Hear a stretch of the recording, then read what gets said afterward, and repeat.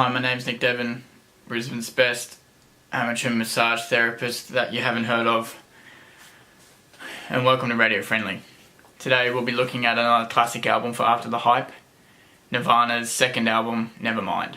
This is the second studio album by legendary Seattle grunge outfit Nirvana, made up by Kurt Cobain, Chris Novoselic, and Nevermind is the first album to feature Dave Grohl on drums. The album was produced in Sound City by Butch Vig, who would later go on to produce many Foo Fighters records and other grunge and alternative rock records in the 90s and into the 2000s. This album came out in 1991 amongst a sea of transitional pop tunes transitioning out of the 80s and into the early 90s. In the same year, Marky Mark's Good Vibrations came out. Boyz II Men and Rod Stewart also had pretty good years. Now you can sort of see what Nirvana's coming up against. Just the year before, in 1990, we had Ice Ice Baby and Can't Touch This. But amongst all that was this undercurrent of this underground music scene, very anti-establishment, against the grain of the time. We had R.E.M. stirring the pot with their subtle politics and their poppy hooks, and Trent Reznor had just come out on the scene a few years earlier with Pretty Hate Machine. Nirvana formed in the late 80s and released their first album, Bleach, in 1989. They weren't the first grunge band to come out on the scene. A lot of people would argue that that would be Soundgarden and even Pearl Jam to an extent. Soundgarden certainly had more albums and had more of a sound before Nirvana came around.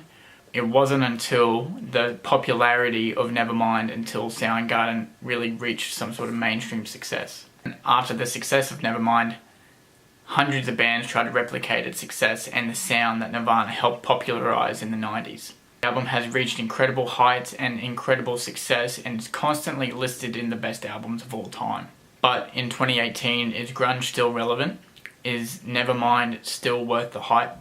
The album opens with the band's biggest single of all time, Smells Like Teen Spirit. This anti-establishment teen anthem, revolutionary teen theme, or at least that's what people reckon it's about. The single is the perfect example of Cobain's nonsensical lyrics and his slurred vocals. It does confuse me sometimes when I think about this song and how popular it got at the time. How was this the song that skyrocketed this band into such acclaim? There's some simple, fuzzy, thick chords, some simple power chords that move throughout the song. Really distorted and layered against some excellent drum production. The snare and the kick sound super crisp, and it's just, that's one of the sounds that stands out the most when I listen to Smells Like Teen Spirit.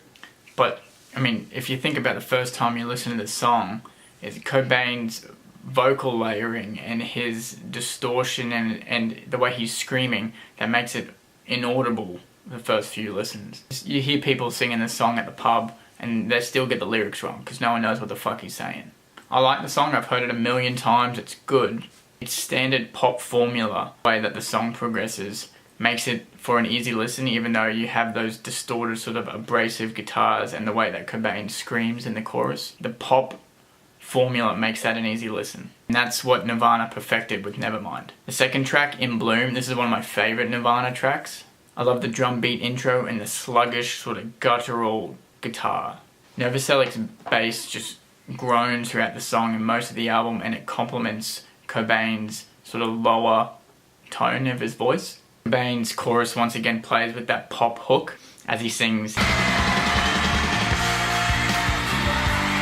Cobain's written a real catchy hook against the thick, distorted guitars, but it doesn't stray too far away from basic power chords, but it's still a memorable track.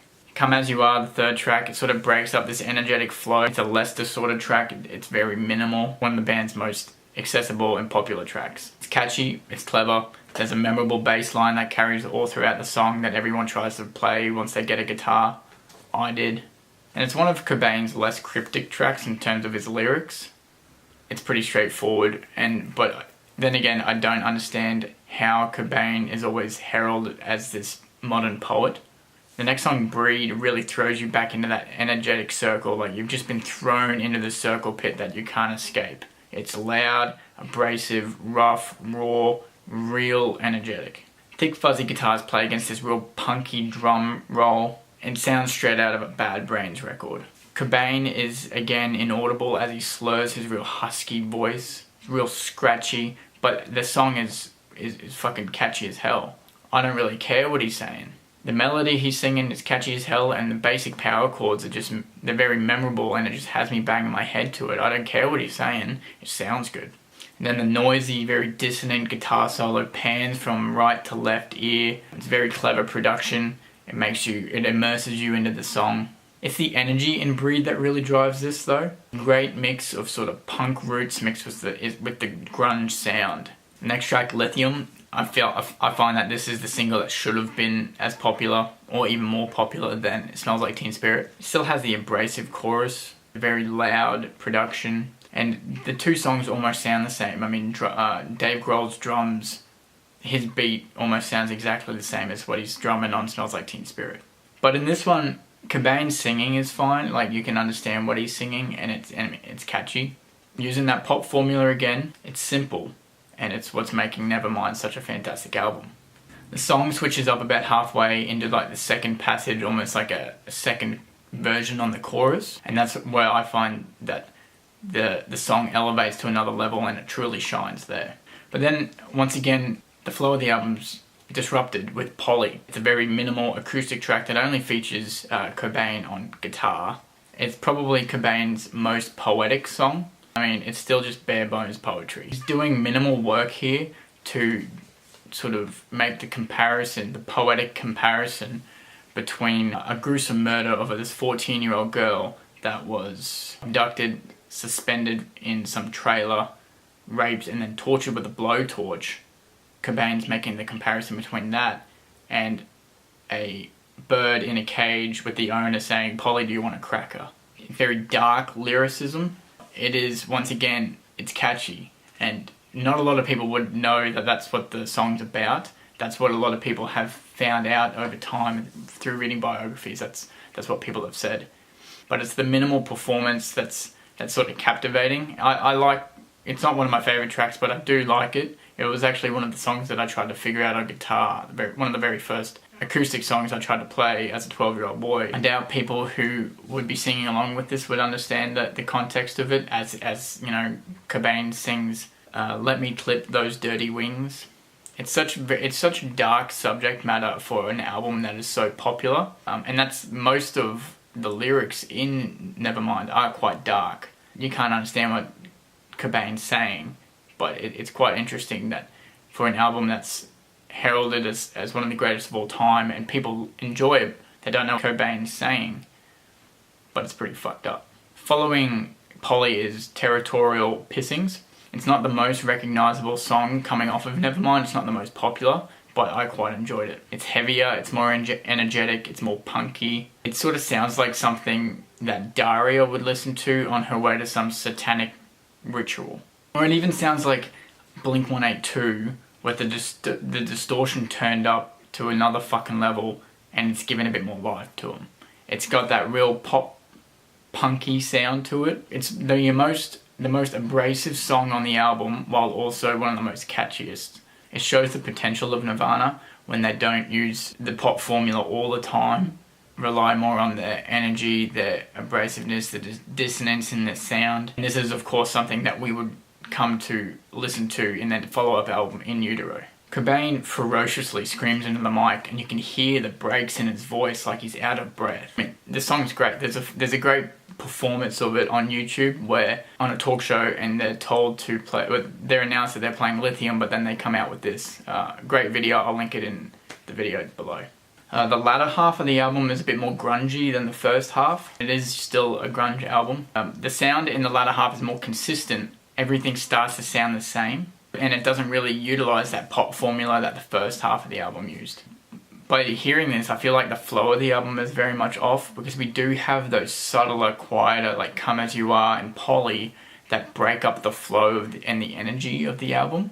As I think about that, I think, well, maybe this is just Nirvana throwing all of their mainstream songs on the one album to see how popular that they can get. The later tracks like Drain You, Lounge Act, and Stay Away, they're still great tracks, but they're not the best. Lounge Act does sound like one of those early UMI songs, and I feel like UMI used a very similar formula like Nirvana did, using some pop hooks with some heavier tones, and then they would go on to inspire Silverchair. So really the last track on the album, Something in the Way, I mean, it acts as a nice closer. It is such a minimal track, even more minimal than Polly in a way, because it's Cobain just whispering into the mic, so much so that you can barely understand a single thing he's saying. It's so delicate and soft, and he strums the guitar so lightly. It all sort of, but the tone of his voice and the woodiness of the guitar sort of fuse into one. It's quite beautiful. Then these lavish strings come in the chorus and sort of elevate Cobain's lyrics. It's a nice track. It is a really subtle closer to what was mostly an energetic album. In the grand scheme of things, I think it works. In the deluxe editions of this album and most of the repressings of it, there's another track after Something in the Way, Endless Nameless, and it even, like on the original deluxe edition, it occurs 10 minutes after Something in the Way. After 10 minutes of silence, we have this real noisy, fucking out there, off the walls jam. It's nearly 7 minutes of just abrasive insanity. Cobain screams like he hasn't screamed at all throughout the entire album. It's like a demonic force has overpowered him. There's very little chord work here. It's a lot of dissonant riffs that just play off of each other. It's chaotic, it's confusing, it's raw. It's something I didn't expect from this album, and it is something that you would expect with sort of Steve Albini's production behind it that you'd see in Utero. I don't really consider this the closer of the album. I think Something in the Way is the closer of the album. This is just thrown on there. So, looking back, it is Nevermind's clever use of its pop formula against those heavy chords that makes it such a memorable listen and such a great early introduction to the band. It's no wonder that Nevermind helped popularize the genre as well as the band, and it sort of explains why a lot of fans turned against Nirvana when In Utero came out, and it was such a stark contrast to the sound of Nevermind. Gone were the pop hooks, and instead the band really embraced a noisy insanity. I personally like In Utero. I like the noisy production and just off-the-walls performances, but I can't deny that Nevermind was the album that got me into Nirvana and into grunge itself. So I know it might not be the best grunge album or the first grunge album, but it's what got me into the genre. Listening to this, I wanted to not like it really, because it's just plastered on every best albums list.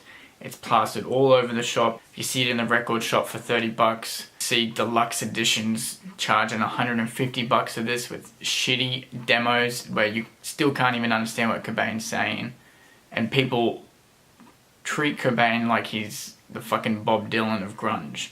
I don't think he's that good. So I wanted to not like this coming in. But sometimes you just can't deny an album's brilliance. I was singing most of these songs on the way to work in the car when I was listening to this album in preparation. I was singing the songs because I knew them, because I'd played them on guitar when I was younger, because I listened to this album so much when I was a teenager. I mean, you can't deny sometimes, even if you do want to not like it. So is the sound of grunge, the sound of the 90s, still relevant in 2018? Well, no, not really, but look at what Violent Soho are doing. Look at what DZ Death Rays and Wax and June Rats are doing. They are creating this poppy alternative rock. They're using the same formula to their songs that Nirvana did in '91 with Nevermind. The genre might not be relevant, but what Nirvana did on this album still is. And for that reason, Nirvana's Nevermind is worth the hype. Thanks for watching the video. Let me know what you think in the comments. If you like Nevermind, if you like Nirvana, if you don't like Nirvana, or if you like In Utero more, let me know. Subscribe to the channel, give us a like, follow me on Facebook as well, and follow me on Instagram. And keep an eye out there for the articles I publish through the week on the Radio Friendly blog. Sweet. Cheers.